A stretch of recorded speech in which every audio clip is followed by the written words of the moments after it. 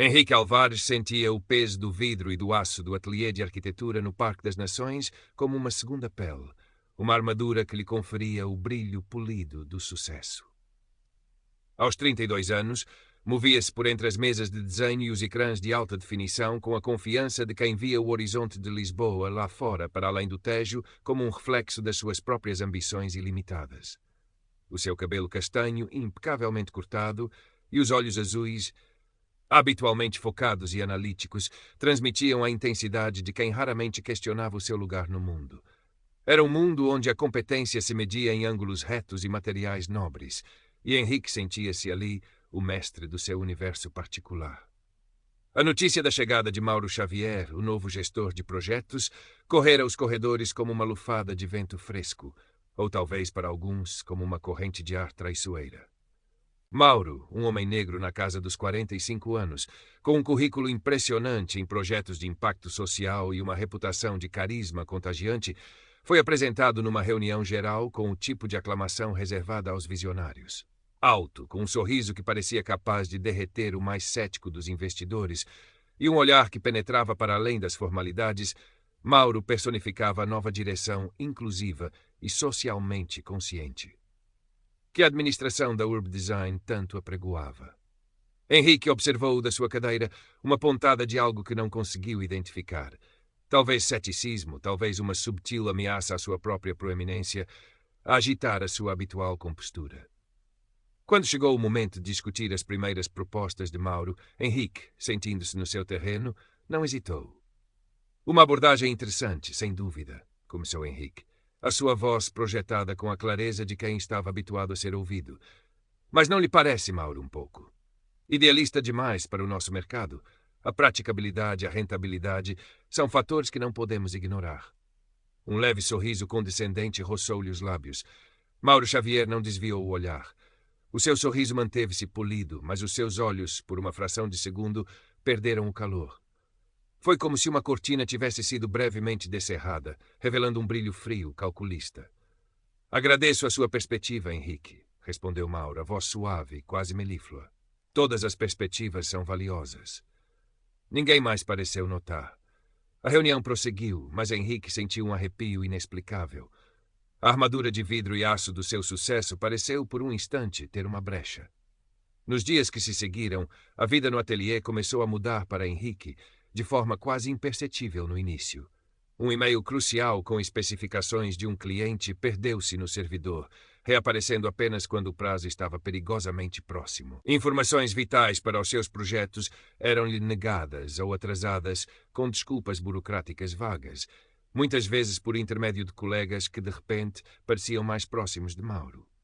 A primeira vez que Henrique sentiu verdadeiramente o chão a fugir-lhe dos pés foi quando um dos seus projetos mais promissores, um complexo residencial de luxo na Avenida da Liberdade, lhe foi subitamente retirado e atribuído a uma equipa júnior, sob a supervisão direta de Mauro. A justificação oficial foi a necessidade de dar oportunidade a novos talentos e uma abordagem mais alinhada com a nova visão da empresa. Henrique protestou junto da direção, mas as suas palavras esbarraram num muro de evasivas polidas. No meio desta crescente confusão, Henrique encontrou um post-it amarelo na sua chávena de café entucada. A caligrafia era cuidada. Anônima. Os lobos em pele de cordeiro são os mais perigosos. Observe. Por baixo, um pequeno e tosco desenho de uma flor. Henrique olhou em volta. Ninguém parecia prestar-lhe atenção. Machucou o bilhete, o coração a bater de forma estranha. Quem? E porquê? A campanha de Mauro, no entanto, não era anônima, apenas subtil. Em reuniões, as suas ideias eram agora frequentemente interrompidas por Mauro com um "permita-me acrescentar uma nuance, Henrique", seguido de uma reinterpretação que esvaziava a sua proposta original ou a fazia parecer antiquada. Quando Henrique apresentava soluções inovadoras, Mauro sorria e comentava: "Excelente pensamento out of the box, Henrique, embora talvez precisemos de algo mais ancorado nas realidades e nas necessidades da comunidade que servimos." O subtexto era claro. Henrique estava desalinhado, insensível. O isolamento social foi o passo seguinte.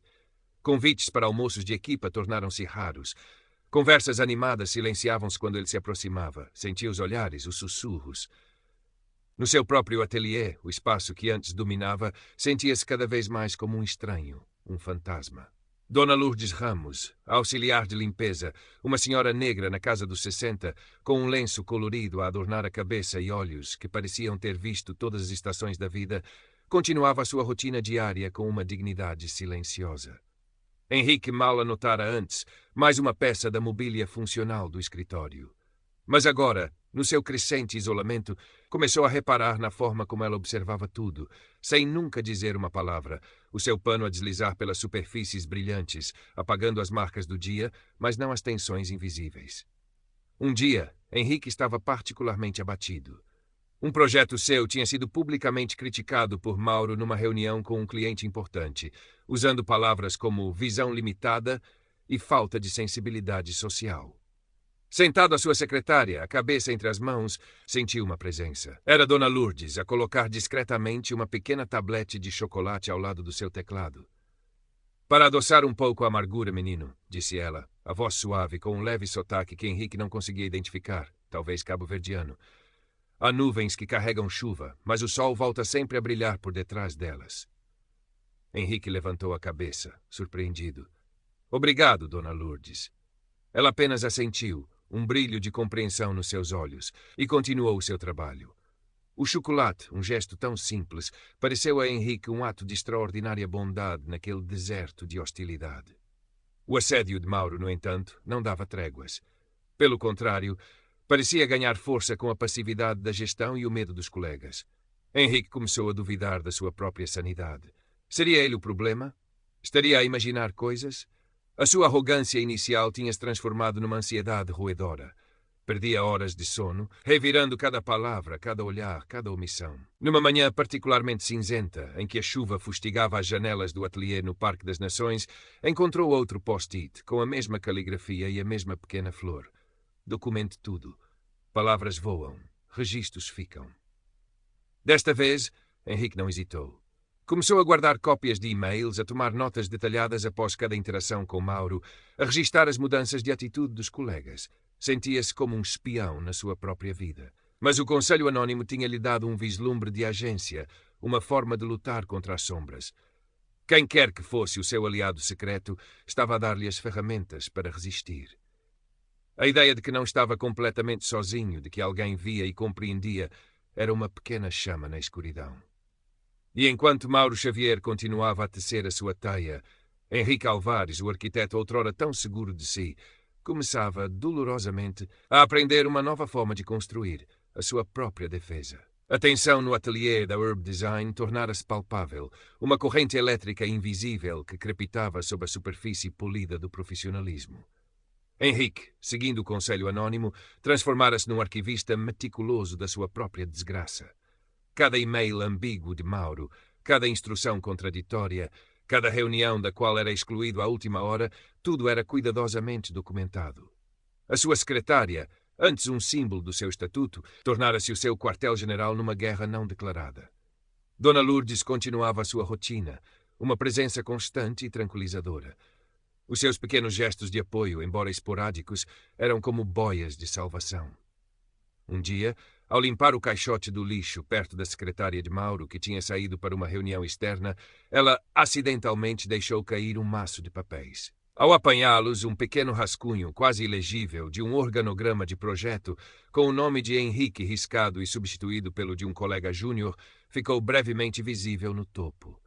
Quando Henrique passou por ali momentos depois, a caminho da máquina de café, o rascunho estava no topo do monte de papéis no caixote, como se à espera de ser visto. Henrique sentiu um arrepio. Seria mais um acidente providencial? Ele recuperou o papel discretamente. Não era uma prova definitiva de nada, mas juntava-se ao crescente mosaico de evidências de que estava a ser sistematicamente minado. O chefe de Henrique, o engenheiro Vasconcelos, um homem mais velho que parecia viver com um medo constante de perturbar o status quo, continuava a ser uma muralha de indiferença. Quando Henrique, armado com alguns exemplos concretos da sua documentação, tentou novamente expor a situação, Vasconcelos suspirou, ajeitou os óculos na ponta do nariz e disse: Henrique, compreendo que esteja a passar por uma fase de adaptação. Quando Henrique, armado com alguns exemplos concretos da sua documentação, tentou novamente expor a situação, Vasconcelos suspirou, ajeitou os óculos na ponta do nariz e disse: Henrique, compreendo que esteja a passar por uma fase igual o Mauro tem métodos, diferentes, mais dinâmicos, mas os resultados que ele tem apresentado são inegáveis. A empresa está a prosperar com a sua liderança em certos projetos. Talvez precise de ver isto como uma oportunidade de aprender novas abordagens.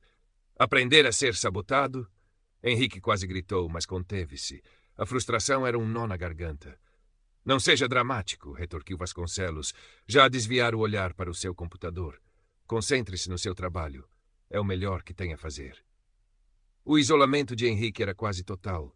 Os colegas que antes lhe pediam conselhos agora mal o cumprimentavam. Almoçava sozinho, muitas vezes na copa, ou saía para caminhar pelas avenidas largas e ventosas do Parque das Nações, sentindo-se tão exposto e vulnerável como os edifícios nus de vidro sob o céu de Lisboa. Foi numa dessas caminhadas que parou junto ao Tejo, observando os veleiros distantes. A vastidão da água contrastava com o aperto que sentia no peito. Pensou em desistir, em procurar outro emprego. Mas uma teimosia recém-descoberta, alimentada talvez pelos bilhetes anónimos e pela dignidade silenciosa de Dona Lourdes, impedia-o. Havia algo mais em jogo do que a sua carreira. Era a sua sanidade, a sua integridade.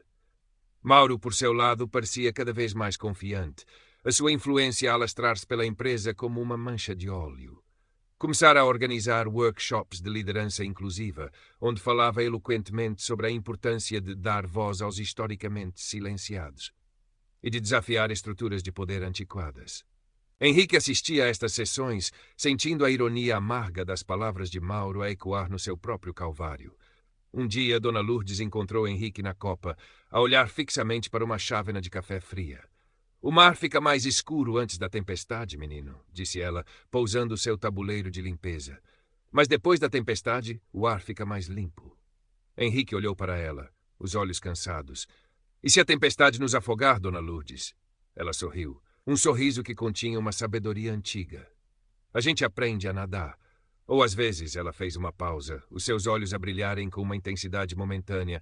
A gente encontra um barco inesperado, ou descobre que as próprias mãos podem ser remos fortes. Ela pegou numa laranja do seu saco e estendeu-lhe. Coma. Precisa de força. Naquela noite, Henrique recebeu um e-mail sobre a festa anual da Urb Design, um evento de gala com clientes importantes e toda a hierarquia da empresa. O orador principal, Mauro Xavier.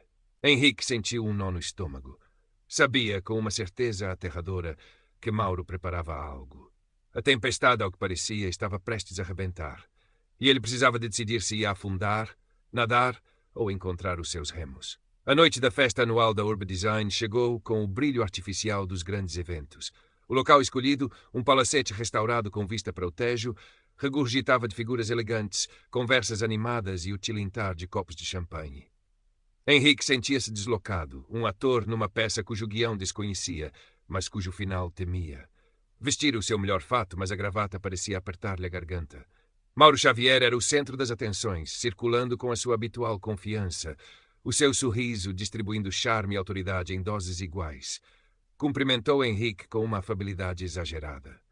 Henrique, meu caro, ainda bem que veio. Esta noite é sobre celebrar o sucesso de todos nós. Os seus olhos, no entanto, continham aquele brilho frio que Henrique aprendera a reconhecer. Dona Lourdes também estava lá, não como convidada, claro, mas como parte da equipa de apoio do catering, discreta e eficiente, movendo-se por entre os convidados com bandejas de canapés. Os seus olhos cruzaram-se brevemente com os de Henrique e ela ofereceu-lhe um quase imperceptível aceno de cabeça, um pequeno gesto que de alguma forma o ancorou. Após os discursos iniciais da administração, chegou o momento de Mauro Xavier. Subiu ao pódio sob uma salva de palmas. Começou por falar da visão da Urb Design, da importância da inovação e da inclusão. A sua voz era magnética, suas palavras escolhidas com precisão cirúrgica. Então o tom mudou.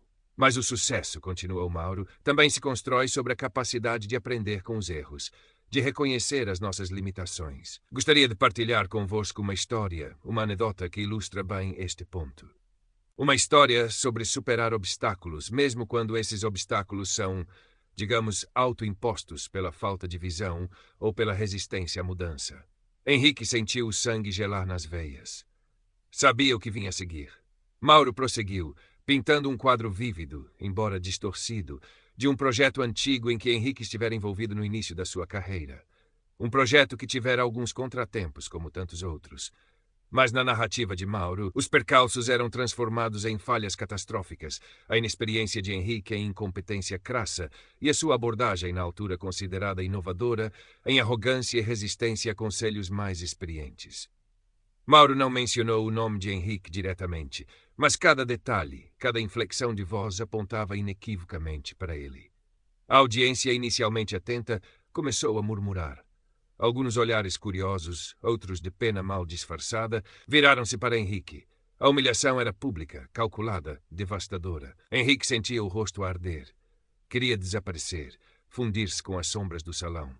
Mas então lembrou-se dos bilhetes anônimos, do chocolate de Dona Lourdes, da sua voz a dizer: "A gente aprende a nadar".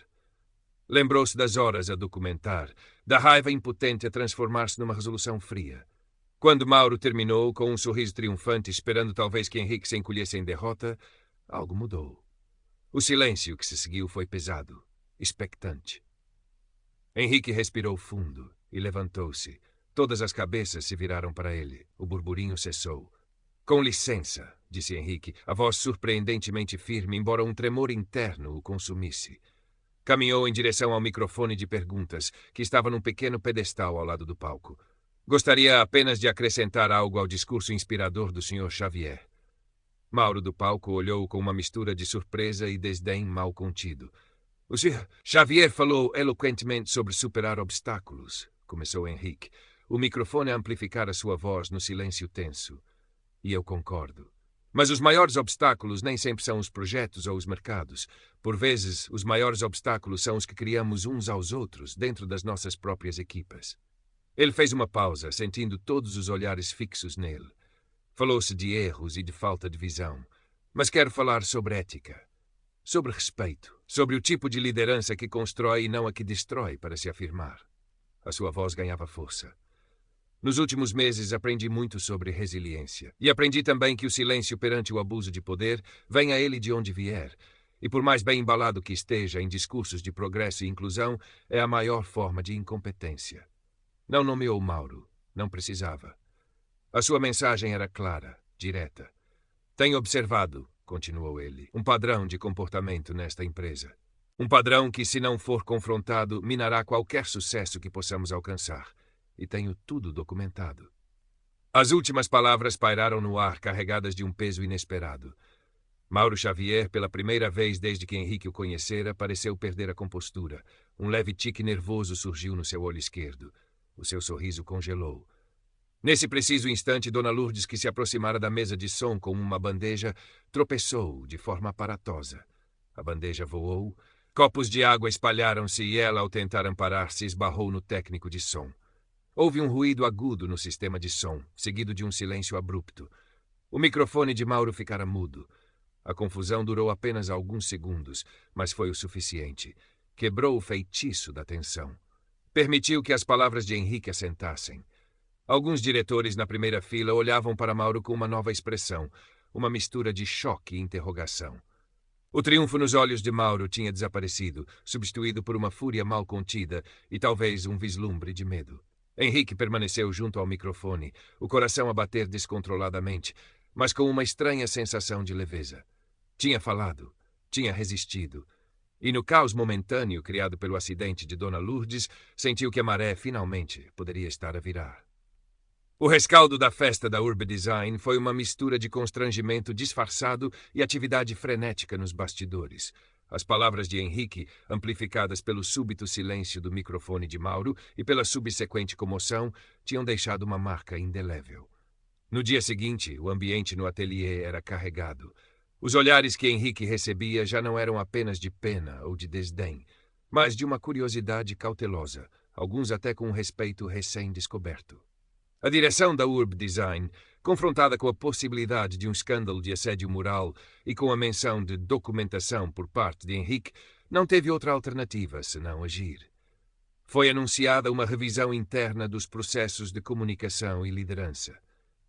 Discretamente, alguns funcionários que antes temiam represálias começaram a partilhar as suas próprias experiências negativas com as táticas de Mauro, corroborando o padrão que Henrique denunciara. Um envelope pardo sem remetente chegou à mesa do engenheiro Vasconcelos. Dentro, algumas fotocópias de e-mails comprometedores de Mauro e um resumo anônimo de vários incidentes de manipulação, com datas e contextos. A caligrafia das poucas notas manuscritas era esmerada, a mesma dos bilhetes que Henrique recebera. Dona Lourdes, ao que parecia, tinha mais recursos do que a sua esfregona e o seu balde. Mauro Xavier foi chamado a várias reuniões à porta fechada. A sua fachada carismática começou a ruir sob o escrutínio. Sem o palco e o microfone, a sua eloquência transformava-se em defensividade arrogante.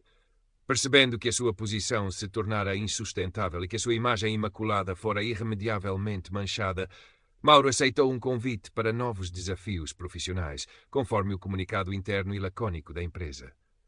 A sua saída foi rápida, envolta num véu de eufemismos corporativos, mas para todos os efeitos, o seu reinado de manipulação na Web Design chegara ao fim. Henrique sentiu um alívio imenso, mas também um vazio. A luta tinha-o consumido.